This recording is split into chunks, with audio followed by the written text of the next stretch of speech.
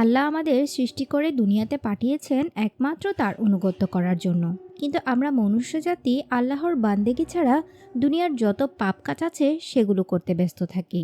সৃষ্টির সেরা জীব হওয়া সত্ত্বেও আমরা দুনিয়ার সেরা নিকৃষ্টতম কাজগুলো করতে দ্বিধাবোধ করি না। তাই সে পাপ কাজগুলোর শাস্তি দেওয়ার জন্য আল্লাহ বানিয়েছেন কবরের আযাব ও জাহান্নাম। আমাদের করা পাপ কাজগুলো শাস্তি দুনিয়াতে হয় না, কবরে হয়। কিন্তু অনেক সময় আমাদের পাপের বোঝা এত ভারী হয়ে পড়ে যে সেই পাপের শাস্তি দেওয়ার জন্য কবরের আযাব কবর ছিঁড়ে আমাদের কাছে চলে আসে। এমনই কনসেপ্টে তৈরি আমাদের দেশে রিলিজ হওয়া নতুন সিরিজ প্যাটকারা শোয়ের দ্বিতীয় সিজন 200। এই সিজনেও পূর্বের সিজনের মতো 4টি গল্প রয়েছে। আজকের মাত্র এই সিজনের প্রথম এপিসোডটি রিলিজ পেয়েছে, যার নাম ওয়াক্ত। প্রথম সিজনটি বাংলার বাইরে পর্যন্ত সাড়া ফেলেছিল। আশা করছি এই সিজনও আমাদেরকে সেরকম কিছুই উপহার দিবে। প্রথম এপিসোডের সাথে আগের সিজনের কোনো লিঙ্ক নেই, তাই আগের সিজন না দেখলেও কোনো সমস্যা নেই। তো চলুন দেরি না করে চলে যাই মূল গল্পে। 5 বন্ধু আলতাফ, রাজু, জাহাঙ্গীর, বোদা আর কায়সার। তারা সাধারণত টাকার বিনিময়ে মানুষকে খুন, গুম, আগুন দেওয়া সহ নানান ধরনের খারাপ কাজ করতে ব্যস্ত থাকত। আজ রাতেও তারা একটা কাজ পেয়েছে। তারা 4 জন একটা ফুচকার দোকানে বসে রাজুর জন্য অপেক্ষা করছিল। সেখানে আলতাফ দূরে দাঁড়িয়ে থাকা একটা মেয়ের দিকে কুনজরে তাকিয়ে আছে, আর পাশে বসা রফিকের সাথে মেয়েটার সম্পর্কে বাজে মন্তব্য করছে। একটু পর রাজু টাকা নিয়ে আসলে তারা 5 জন টাকাগুলো ভাগ করে নিয়ে মুখে মাস্ক লাগিয়ে একটা ঘরে গিয়ে আগুন লাগিয়ে দিয়ে আসে। বাইরে এসে তারা 5 জন তাদের কাজ ঠিকমতো করতে পেরেছে বিদায় হাসতে শুরু করে। মুহূর্তের মধ্যেই আগুন চারপাশে ছড়িয়ে পড়ে। সোশ্যাল মিডিয়া উত্তাল হয়ে পড়ে। ঘটনাস্থলেই 3 জন মারা যায়, যেখানের মধ্যে একজন ছিল মুয়াজ্জিন। তো 5 বন্ধু তাদের কাজ সেরে মেসে ফিরে আসে। ফজরের আজানের আগ মুহূর্ত।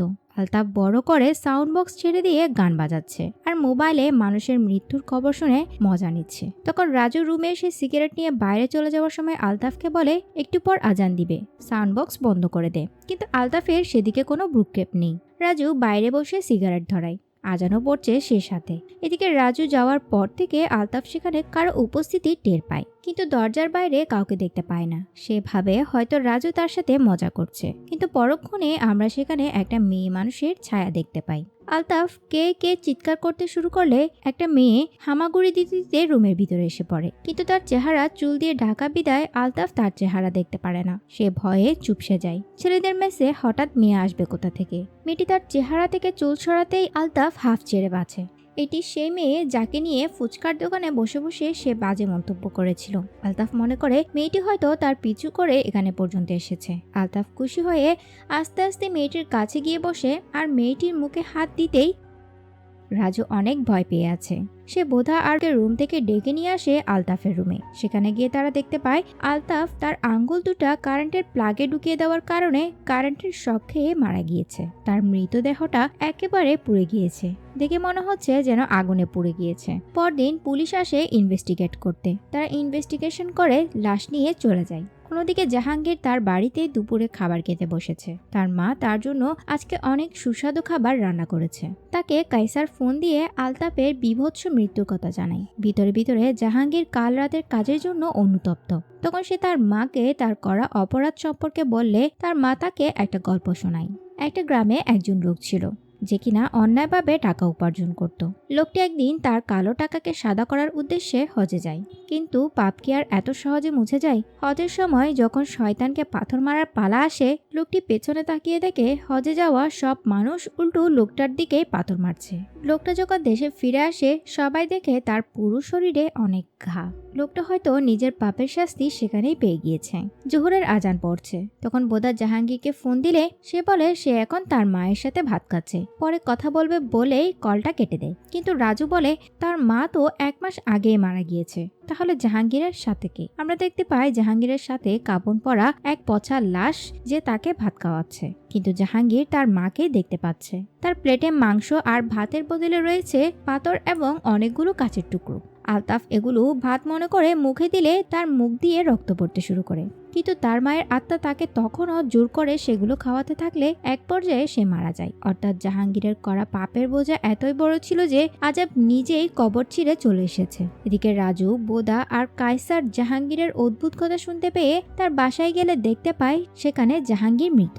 আর তার গলায় আর মুখে কাচের ভাঙা টুকরো। তখন তারা তিনজন দ্রুত সেখান থেকে পালিয়ে যায়। বোধা আর রাজু দুজনেই বুঝতে পারে তারা কাল রাতে যে কাজটা করেছে সেই কাজটা অনেক খারাপ কাজ ছিল। বোধা বলে, আমাদের কারণে একটা মুয়াজ্জিন ফজরের আজান দিতে পারেনি, আর আমরা সে আজান শুনে শুনেই মারা যাচ্ছি। মানে ফজরের আজানের সময় আলতাফ, জোহরের আজানের সময় জাহাঙ্গীর, আর বাকি আছে 3টা ওয়াক্ত, আসর, মাগরিব, ঈশা, আর বেঁচে আছেও তারা 3জন। তার মানে তাদের 3জনের মৃত্যুও বাকি 3 আজানের সময় হবে। রাজু বোধা দুজনেই তাদের ভুলে অনুতপ্ত, কিন্তু কায়সার নিজের ভুলকে কোনো ভুলই মনে করছে না। তার মতে সে যা করেছে ঠিকই করেছে। সে উল্টো রাজুর সাথে ঝগড়া লাগিয়ে দেয় যে সেই এই কাজটা এনেছিল। তারা কথা কাটাকাটি করতে করতে এদিকে বোধা ছাদের একদম কাছায় চলে আসে। অন্যদিকে আসরের আজান পড়ছে। রাজু বোধাকে দেখে তাকে আটকাতে গেলে বোধা বলে তাদের বেঁচে থাকার কোনো অধিকার নেই। রাজু বলে, অপরাধ তো সবাই করে, তাহলে শুধু আমাদেরই কেন এভাবে মরতে হবে? বোধা বলে, স্কুলে যখন পড়তাম পুরো ক্লাস দুষ্টামি করত, কিন্তু শাস্তি পেতাম শুধু আমরা, আর আমাদের দেখে বাকিরা সবাই চুপ হয়ে যেত। আমরা ছিলাম ক্লাসের জন্য উদাহরণস্বরূপ, আর এখন আমরা পুরো দুনিয়ার জন্য উদাহরণ হয়ে থাকব। এই বলে বোধা ছাদ থেকে লাফ দেয় আর লোহার রডের উপরে পড়ে মারা যায়। এরপর দুজন দৌড়াতে দৌড়াতে একজন মসজিদের ইমামের কাছে গিয়ে সবকিছু খুলে বলে। ইমাম সাহেব বলে, তোমরা তোমাদের পাপের কাজের জন্য আগে তওবা করো, এরপর পুলিশের কাছে গিয়ে আত্মসমর্পণ করো। কিন্তু এখানে কায়সার তখনও নিজের দোষ মেনে নিতে চাইছিল না। সে তখনও নিজেকে নির্দোষ দাবি করছে। এদিকে মাগরিবের আজানও পড়ছে। কায়সার মুয়াজ্জিমের কাছে গিয়ে তাকে অনুরোধ করে বলছে তাকে বাঁচিয়ে নিতে, কিন্তু দেখা যায় ইমাম সাহেব নিজেই হঠাৎ করে কায়সারের হাত কামড়াতে শুরু করে। রাজু এসে কায়সারকে ছাড়িয়ে নিতে গেলে দেখতে পায় সে নিজেই নিজের হাত কামড়াচ্ছে, ইমাম সাহেব না। রাজু কোনোরকম তার হাত ছাড়ালে সে দৌড়ে বাইরে গিয়ে একটা মোটরসাইকেল দেখতে পায়, সেটাতে গিয়ে উঠে পড়ে আর হেলমেট মাথায় দিতে যায়। আসলে এটা হেলমেট ছিল না, এটা ছিল টাইলস কাটার মেশিন, কিন্তু কায়সার সেটাকে হেলমেট হিসেবেই দেখছিল। সেটা মাথায় দেওয়ার সাথে সাথে কায়সারের মাথা কেটে যায় আর সে সেখানে মারা যায়। এই দৃশ্য দেখে ভয়ে রাজু তার পরিচিত এক লোকের স্টুডিওতে আসে, যেখানে কোনো আজানের শব্দ শোনা যাবে না। স্টুডিওর লোক প্রথমে দিতে না চাইলেও রাজু টাকা দিলে রাজি হয়। এরপর স্টুডিওতে ঢুকে দরজা আটকিয়ে দেয় যাতে কেউ আসতে না পারে। কিন্তু সেখানে একটা ছোট বাচ্চা যে ওই স্টুডিওতেই কাজ করত, সে চা নিয়ে আসলে রাজু তাকেও আর বাইরে যেতে দেয় না। আজানের সময় 8টা 1, ঘড়িতে 8টা 1 বাজলেও রাজু কোনো আজানের শব্দ শুনতে না পেয়ে সে খুশি হয়ে যায়। সে ভেবেছে হয়তো সে বেঁচে গিয়েছে, কিন্তু একটু পরে সেই ছোট বাচ্চাটা মাথা ঘুরিয়ে পড়ে যায় আর হঠাৎ চোখ খুলে সে নিজেই আজান দিতে শুরু করে। আজান শেষ হওয়ার সাথে সাথে রাজুকে পেছন থেকে ভয়ঙ্কর কিছু হাত আর মাস্ক পরা কিছু আত্মা এসে তাকে মেশিনে বাড়ি দিতে দিতে মেরে ফেলে। কিন্তু শেষে আমরা দেখতে পাই রাজু নিজে নিজেই মেশিনে মাথা টুকিয়ে টুকিয়ে আত্মহত্যা করছে।